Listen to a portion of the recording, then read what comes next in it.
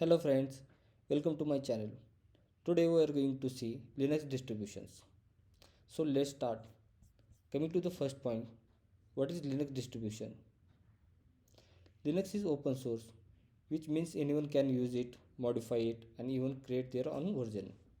Because of this, many communities and companies made their own customized version of Linux. These versions are called as the Linux distributions or simply distros. For example, Ubuntu, Debian, Fedora, Linux Mint, Architecture Linux, Red Hat. These are the Linux distributions. Uh, think of think of like this: Linux is the engine, and distros are the different car built around that engine. Same core but different features. So next point is, why are there so many distros? The reason is simple. Different users have a different needs. Mm, some people want stability where nothing breaks easily. For them, Debian or CentOS is perfect. Some people want the latest feature like the newest software and updates. Fedora is great for them. Beginners usually want something user friendly, so Ubuntu and Linux Mint are the best opinions.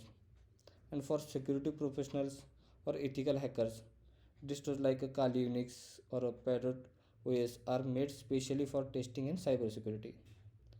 So there isn't one single Linux for everyone. Instead, we have hundreds of distros, each made for a purpose. Let's explore some of the most popular distros in details. First is Ubuntu. Ubuntu is beginner friendly and widely used for desktop and servers. Second is a Debian, very stable and reliable. In fact, Ubuntu is based on the Debian. Third is a Fedora, cutting edge, always comes with the latest software sponsored by Red Hat. Fourth is a Red Hat Enterprise Linux, a paid distribution used by the large companies for servers and enterprise systems. Fifth is a Kali Linux, specially built for the ethical hacking, penetration testing, and cybersecurity. Sixth is a Linux Mint, very easy to use, looks similar to Windows, so beginners feel comfortable. Seventh is a Architecture Linux, for advanced users who want complete control and customization. The good thing is you don't need to learn all of them.